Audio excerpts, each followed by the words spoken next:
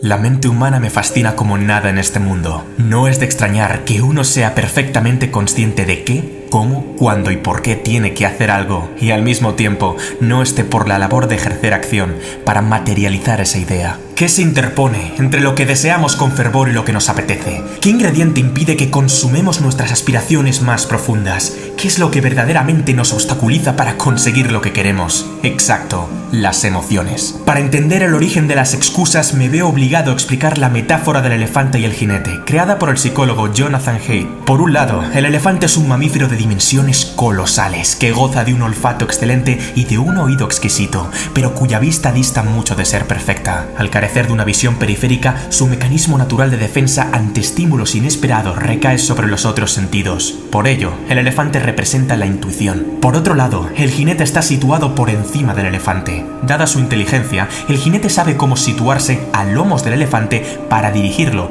pues sujeta las riendas y piensa que lleva la voz cantante. Craso error. Por ello, el jinete representa la razón. Cuando el elefante y el jinete miran para el mismo lado, caminan en direcciones iguales y buscan objetivos comunes, no habrá conflicto alguno. El problema surge cuando las necesidades de ambos son diferentes, de tal modo que cada cual tira para su lado en pos de satisfacer sus propias necesidades. El elefante es grande, fuerte e impulsivo. El jinete, por su parte, es astuto, más pequeño y débil en comparación. Así pues, el control del buen hombre es poco menos que un aciago espejismo, pues no deja de ser precario e incierto en comparación al animal. Si el gigantesco elefante se rebela contra su dueño y quiere tomar otra dirección, es bastante probable que lo consiga. Es la lucha eterna de todos nosotros, la razón contra la emoción, pero aún no hemos llegado a la peor parte. ¿Quieres saber la triste verdad del asunto? Primero sentimos, después razonamos. Y cuando la emoción es tan poderosa que el individuo se ve sobrecargado por un mar de sentimientos aflictivos y sensaciones desgarradoras, recurre a la razón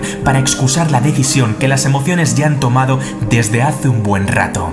De ahí procede la palabra excusa. Ahora ya entiendes lo que significa. Te sientes abatido cuando no estás por la labor de dejar tan pronto las sábanas. Por eso, la razón justifica que habrá días de sobra para estudiar, a pesar de que el examen sea dentro de 3 días y no hayas empezado. Te sientes desamparado cuando tu pareja no está junto a ti. Por eso, la razón justifica que merece una segunda oportunidad, a pesar de que no te trata como la persona digna y noble que en realidad eres. Te sientes sosegado cuando inhalas el humo del tabaco. Por eso, la razón justifica que no pasa nada por echar un par de caladas al salir de fiesta, a pesar de que nunca te conformarás con un solo cigarro. Te sientes contento cuando vas ciego de alcohol. Por eso, la razón justifica que beber con moderación no es malo para la salud, a pesar de que hayas sido el culpable de que no completaras ese ambicioso proyecto. Te sientes aterrorizado cuando piensas en emprender. Por eso, la razón justifica que es mejor seguir formándose 4 años más o esperar a que el ciclo económico sea más favorable,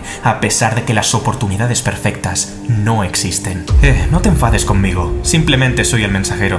¿Estabas pensando en bajar a la caja de comentarios para convencerme de por qué tu excusa sí es válida? No te preocupes, yo me la creo, yo te la compro, aunque he de advertirte que dicha autoconvicción jamás te ayudará a tomar acción, sino a reforzar un comportamiento sumiso y derrotista. Nada cambiará. No te culpo, pues no es más que el funcionamiento puro y duro del cerebro. Yo también lo hago, soy humano y me pongo excusas. ¿Pensabas que era un perfecto semidios esculpido por el mismísimo Zeus? La cuestión está en si en la baraja de alegatos y pretextos desvía la trayectoria del elefante ligeramente, o en si la bestia se apodera del sentido y dirección del camino, al tener arriba un jinete amansado y demolido. ¿En qué quedamos, caballero? ¿Va usted a ir de paseo o de rodeo? Saber qué tienes que hacer no importa tanto como pensaste en un principio. Más bien, el juego va a tener las agallas de hacerlo. Lo último abre las compuertas del cambio, la mejora y el aprendizaje mediante un autochantaje que emana del propio sentido de urgencia del Homo sapiens. Y al revés, aunque saber lo que uno tiene que hacer podría ser de gran ayuda en una mente ya de por sí resiliente y decidida, la ciencia y la probabilidad demuestran que las garantías de que el plan cobre vida de forma sostenida brillan por ser escasas. Todos sabemos que el alcohol mata, pero a la mayoría nunca le falta su cervecita diaria. Todos sabemos que el dulce mata, pero la mayoría no detiene los atracones de azúcar. Todos sabemos que la velocidad mata, pero la mayoría supera el límite permitido en carretera al sobrepasar un radar. No es el hecho de que uno sea consciente o no de un peligro lo que le aleja de él. No es el hecho de que uno sea consciente o no de una meta lo que le acerca a ella. Es una condición necesaria, pero no suficiente. ¿Cuál es el secreto que te permitirá revertir el proceso de autodestrucción? Lo sabrás a continuación. Existe una explicación psicológica detrás de este fenómeno. Venga, piensa un poquito. ¿Recuerdas lo que te he dicho al principio del vídeo? ¿Qué es lo que verdaderamente nos obstaculiza para conseguir lo que queremos? Exacto. Las emociones. Todavía no. Escucha el siguiente ejemplo. Imagina que vas caminando tranquilamente por la montaña y tu cuerpo empieza a sentir escalofríos al percatarse de que hay algo que parece ser una serpiente. Unos instantes después de sentir tal miedo e inseguridad, la cognición dice: es un palo, lo que ocasiona un cambio repentino y automático en la sensación. El jinete ha corregido el movimiento visceral y preconsciente del elefante, pues ha recurrido al pensamiento para alterar la sensación primigenia de sobresalto y dar una respuesta distinta a la inicial. Esto es, al pensar que es un palo, el razonamiento crea curiosidad y tranquilidad, dando lugar a que el miedo desaparezca por completo. ¿Cómo reacciona el ser humano ante un estímulo externo? El cerebro activa en los 200 primeros milisegundos tanto el cerebro reptiliano como el sistema límbico, mediante una serie de neurotransmisores que dan lugar a la composición global de nuestra forma de procesar. El cerebro de reptil sabe muy bien cómo activar el instinto de supervivencia, pero todavía no se ha enterado de que ya no vivimos rodeados de tiburones monstruo, leones cavernarios y tigres dientes de sable. El sistema límbico provoca la emoción que sentimos, pero está muy lejos de tomar las mejores decisiones en lo que a relaciones humanas contemporáneas respecta. ¿Y qué sucede entonces? Se han examinado dos tipos de cerebro cuya reacción es totalmente diferente. Sin embargo,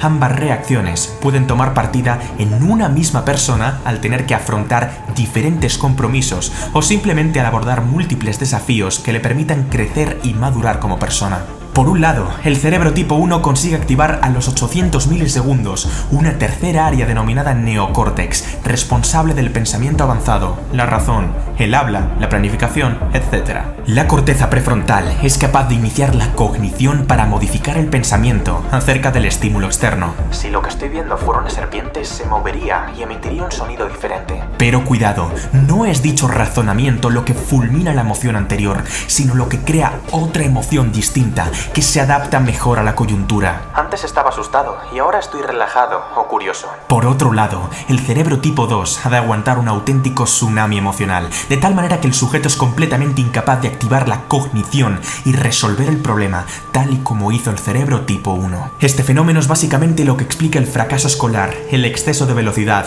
o la obesidad mórbida. Por último, cuando los impulsos intuitivos deciden cómo actuar, el neocórtex interviene posteriormente para justificar por qué dicha decisión es la correcta. El sistema límbico ha ganado la partida. ¿Significa esto que dichas personas no tienen ninguna posibilidad para gestionar las emociones conflictivas? En absoluto. Pero encender un sistema cortical inactivo y sedentario requiere una buena estrategia. Deberán reunir un esfuerzo sublime para actuar y romper el patrón preestablecido, a pesar de que la intensidad emocional se incremente cada vez más. ¿Tienes miedo de saltar de un trampolín a 10 metros de altura? No pienses, salta. ¿Tienes estrés porque el temario del examen es demasiado largo? No pienses, estudia. ¿Tienes tristeza cuando tu quinto proyecto ha fracasado? No pienses, continúa. Poco a poco, el jinete tomará el mando y acaparará más poder. Por el contrario, si no se controla adecuadamente a un cerebro tipo 2, las consecuencias pueden ser fatales. Guiarse por las emociones es un paseo aleatorio. Tan pronto como se acierte en una decisión, se tomará otra cuya implicación es de proporciones hecatómbicas. Sigue tu corazón es, literalmente, la filosofía del drogadicto. Es aquí donde nacen las excusas. ¿Recuerdas? El elefante gana la partida al jinete, comienza a andar sin su consentimiento y, al verse incapaz de frenar al animal, elabora un pretexto que argumente por qué éste ha salido disparado en una dirección específica en contra de su verdadero interés. Sea como sea, cada vez que alguien toma una decisión, primero ha sentido en su cuerpo. Después, habrá algo que lo justifique o desmienta a nivel cognitivo. La inteligencia se puede entender desde la acepción de intelliger, esto es, seleccionar entre. Cuando yo soy inteligente, significa que, entre todo lo posible, escogeré lo más adecuado a la situación.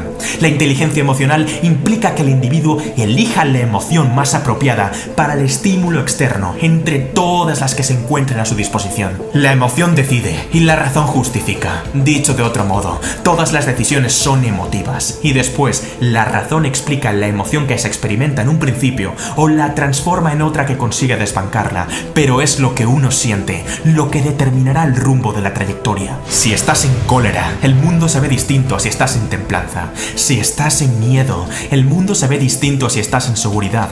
Si estás en letargo, el mundo se ve distinto a si estás en júbilo. El pensamiento es un buen evaluador, pero no un buen gestor. La gestión tiene que producirse de emoción a emoción. El trabajo de saber lo que hay que hacer corresponde a la corteza prefrontal, pero ser capaz de hacerlo tiene que ver con la inteligencia emocional. Es decir, si el sistema operativo que se utiliza es el cerebro tipo 1 o el cerebro tipo 2. ¿Comprendes ahora por qué tanta gente se refugia en las excusas? ¿Entiendes ahora por qué saber lo que hay que hacer no basta? No todo el mundo ha aprendido a seleccionar sabiamente. No todo el mundo sabe gestionar sus emociones, y no es raro. Nadie nos ha enseñado a hacerlo. El factor que aniquila la existencia de miles de individuos es precisamente la kriptonita de su cambio. El problema es que una gran parte de las personas, al no entender las emociones más conflictivas, se asustan y prefieren fundamentar el dominio que éstas ejercen sobre su voluntad mediante justificaciones elaboradas por la razón. Es que no tengo tiempo para ir al gimnasio, dijo Juan mientras buscaba olvidarse de su tristeza, consumiendo porquería televisiva. Es que mi jefe tiene que subirme el sueldo, dijo Laura tras calmar su ansiedad, comprándose 3 pares de zapatos carísimos. Es que las editoriales no me publicarían el libro, dijo Esteban para justificar el miedo a lo que el lector pueda pensar de él. Es que, mira, te digo una cosa, quizás a ti te puedas engañar, pero a mí, bueno, qué narices, sí, podrías embaucarme, ¿y luego qué? Tu vida seguirá siendo exactamente la misma, menos es que, y más hay que, es lo que quiero escuchar. Lo más grave de la situación es que la gente piensa que el hecho de que las excusas sean aceptables les exime de tomar responsabilidad sobre su vida. El asunto no va de tener razón o no tenerla, va de moverse o no moverse, de actuar o no actuar, de cambiar o no cambiar, de hacer o no hacer, y punto en boca. Deja de ser un jinete fatídico y desconsolado y conviértete en un domador de categoría. ¿Vas a tolerar que las emociones jueguen contigo o vas a jugar tú con ellas? ¿Vas a dejar que tu cerebro te domine o vas a convertirlo en una máquina infalible? ¿Vas a permitir que un sentimiento temporal tome una decisión permanente? ¿Vas a consentir que las excusas se carguen tu vida o vas a construir una vida con las excusas correctas? Sí, aquellas cuya emoción no se basa en la emoción, sino en la noción.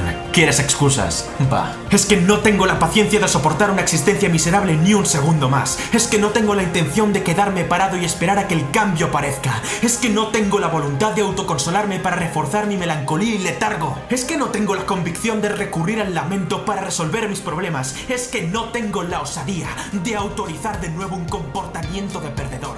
Es que no soporto las malditas excusas.